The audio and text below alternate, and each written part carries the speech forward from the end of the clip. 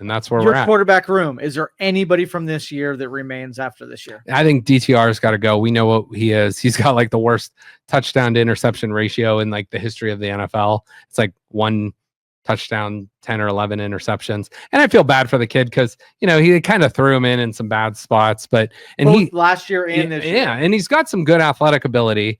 And we'll always have that win over the Steelers that he had last year. But besides that, you know, not much to show for outside of a few nice runs. I like Jameis Winston a lot. I really do. I think you know what you get with him. And at least the Browns were fun when he was at quarterback. It was a fun guy to root for. I mean, he was throwing for 300-400 yards a game. You know, when he was in there, he made Jerry Jeudy look great. He made Njoku and some of the other wide receivers, Cedric Tillman, who never looked like anything before that. He made him look good. But I don't think Bailey Zappi, do you bring him back as your third quarterback? I don't know. But I don't think the quarterback is on this. If anybody, I think maybe Bailey Zappi comes back as your third quarterback next year, and you bring in a veteran and draft a young guy. And I see people out there saying Will Howard, and you know, I love Ohio State like just about more than any other thing. And by the way, being an Ohio State fan and winning this national title, I think my punishment for being an Ohio State fan is being a Browns fan as well, because it's just, you know, have good Saturdays but bad Sundays. But well, continue that thought. Will Howard comes in, he's your draft. He doesn't do well with his offense. Like, I mean, look at Will Howard and what he had at Ohio State. Like, you had 2 stud running backs. You have the best receiver in college football. You got another receiver that's going to be a second round or first round pick in Ibuka. Like I said, the best receiver with Jeremiah Smith. And you had a great defense, like the best defense in college football. And it's like, he had all the pieces around him. Will Howard is a nice quarterback. I think he's a great leader. I don't think he's more than like a 4th round draft pick, maybe a 3rd round draft pick. And we know like some of those guys pan out, but most of them don't. But I mean, I don't think I wouldn't mind taking a risk on him in the 3rd or 4th round, but like he's not like the franchise savior. In my mind. So it's like, you know, if the best thing for Will Howard would be to go to a really good team and be a backup quarterback, as opposed to going to the Browns and maybe having to be thrown into the fire and start on a bad team where the Ohio State Buckeyes could never beat the Cleveland. Like the best version of the Buckeyes could never beat a really bad NFL team. Do you know what I'm saying? Like, because the worst players on a pro team are still the best players on a college team. Well, if you take Will Howard and you outfit him with the same offense that he's used to on 2 good running backs, you got Jerry Jeudy out there, whatever. Yeah, right.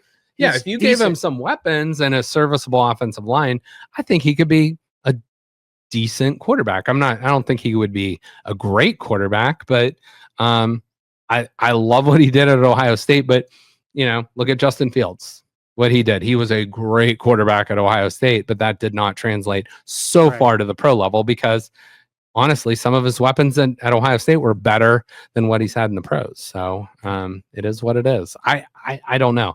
I hope we'll have plenty of time to see where you know, Will Howard might go in the next couple months, but I think he's probably earned his way up to a 3rd round draft pick.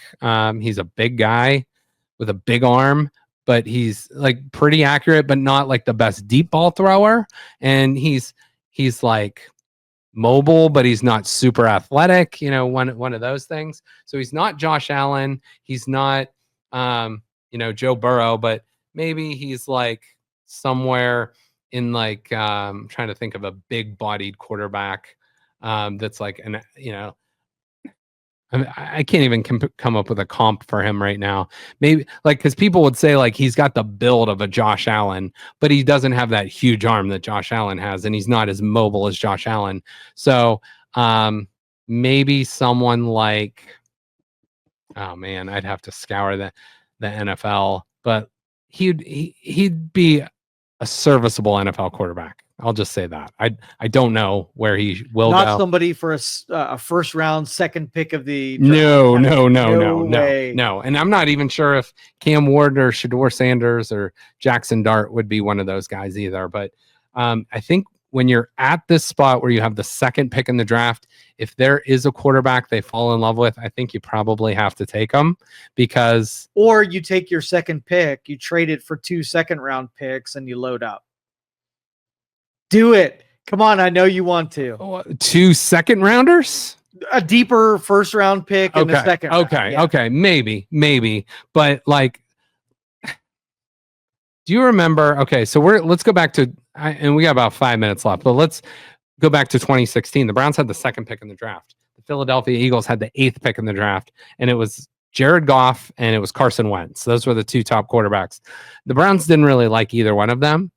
Jared Goff went 1, Carson Wentz went 2, but the Browns traded back with the Eagles and they got the 8th pick and they got a 3rd round pick and they got a 4th round pick. They got a 1st rounder the following year and they got a 2nd rounder 2 years, from then. That would be a nice haul. Heck yeah. But then the Browns, if you remember in that 2016 draft, which probably not many people remember, they actually traded that 8th pick back.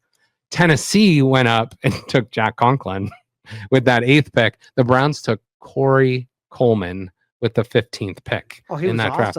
That was maybe, I would put Corey Coleman up there with Justin Gilbert and Johnny Manziel and Jed Wills and some of the really Brandon bad. Whedon, that would be one that's on the list. Yeah, but again, like if you're picking in the 20s, like those guys aren't locks. Like if you're picking at number 1, 2, 3, 4, or 5, that guy has to start for you next year. Like before the season starts, that guy has to start for you if you're not a very good football team. So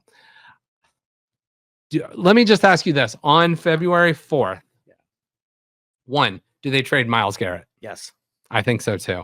2, do they keep the second pick or do they trade it? They trade it. I think they trade it too. So we think there's multiple trades coming for the Cleveland Browns. So as the world turns with the Cleveland Browns, we have a lot. We have a lot to discuss over the next few weeks and months as that comes, but we will get to that.